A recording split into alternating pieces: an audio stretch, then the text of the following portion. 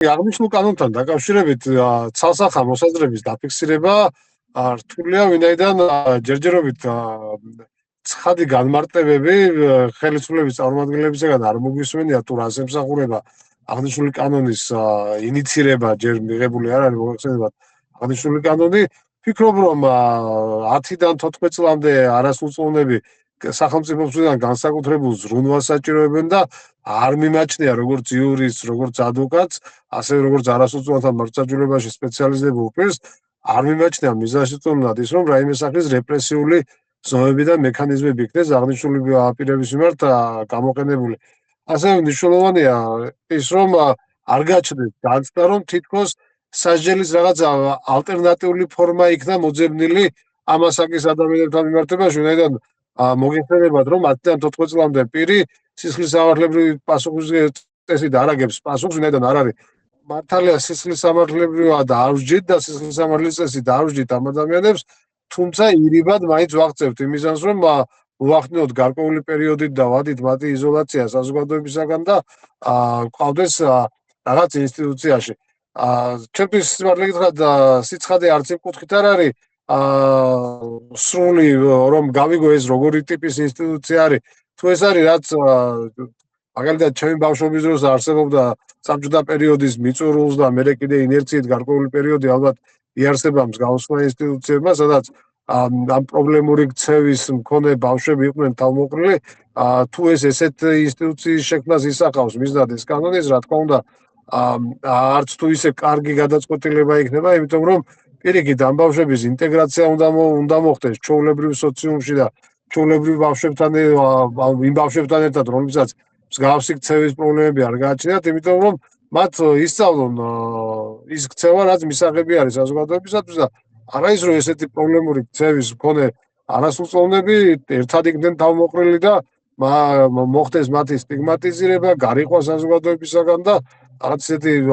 შეხედულების და დამოკიდებულების გაჩენა, რაც ამ ბავშვების საზოგადოებაში ინტეგრაციას კიდევ უფრო მეტად შეუშლის ხელს და გაართულებს. მე მესმის საზოგადოების ნებათაღელვა ამ კუთხით ჩემთვის გასაგებია, თუმცა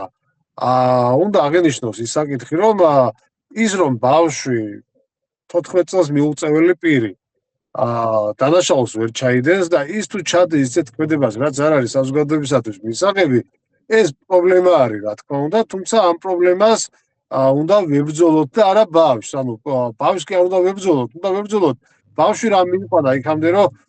პირობითად დანაშაული ჩაიდნოს, იმიტომ რომ 14 წლამდე პირი დანაშაულს ვერ ჩაიდენს, მაგრამ ეს კანონსაწინააღმდეგო მოქმედება, მართლსაწინააღმდეგო მოქმედების ჩადენა რა მიზეზით არის, ოჯახი ნაკლებ ყურადღებას აქცევს, სკოლამ სათანადო მხარდაჭერა და თანადგომა არ გამოუცხადა ბავშვს, თუ კიდე რაიმე სხვა მიზეზია, რის გამოც მაგალითად სოციუმი, რომელთანაც აქვს მას ურთიერთობა, ის აიძულებს ის სოციუმი რაღაც კრიმინალური ჩაიდინოს ამ ბავშვმა. ამიტომ ამ მიზეზებს უნდა ვებრძოლოთ და არა ბავშვებს და არასრულწლოვანებს, რომელსაც ბრძოლა კი არა, პირიქით მხარდაჭერა და გვერდში დგომა ჭირდება ჩვენგან უფროსებისაგან და მხარდაჭერა რაც ყველაზე მნიშვნელოვანია ბავშვის ჭირდებათ მათ.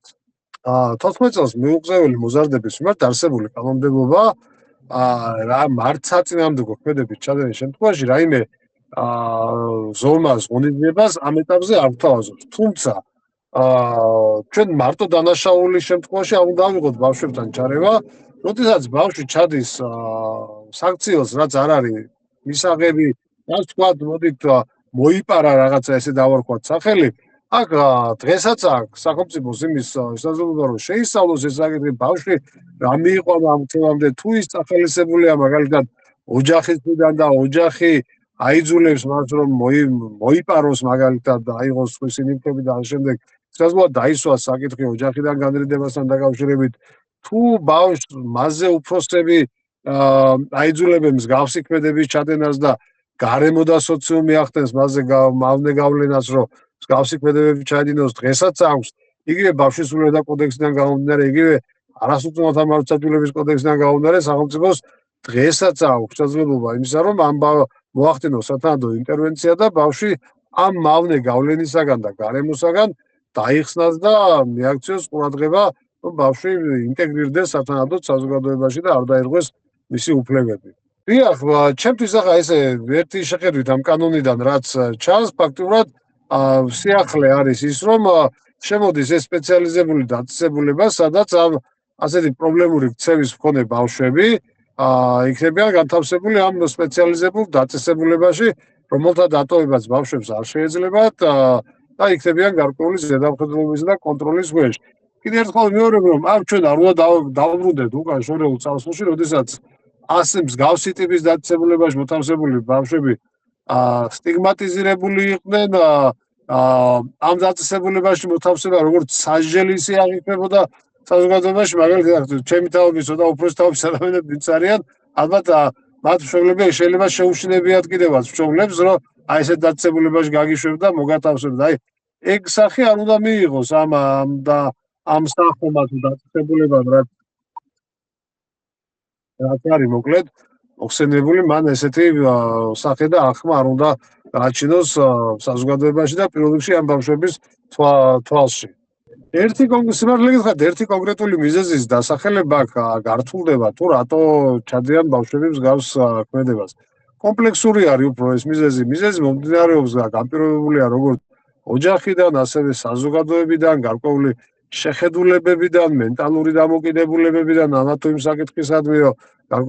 გარკვეულ ჯგუფებს სამწუხაროდ ჯერ კიდევ რომანტიზებულია ეს კრიმინალური და ქუჩის სუბკულტურა და მსგავსი ცხოვრების სტილი თუ ტიპი, მეტნაკლებად მისაღები არის და მისაბადიც არის ვიღაცაებისთვის, ასევე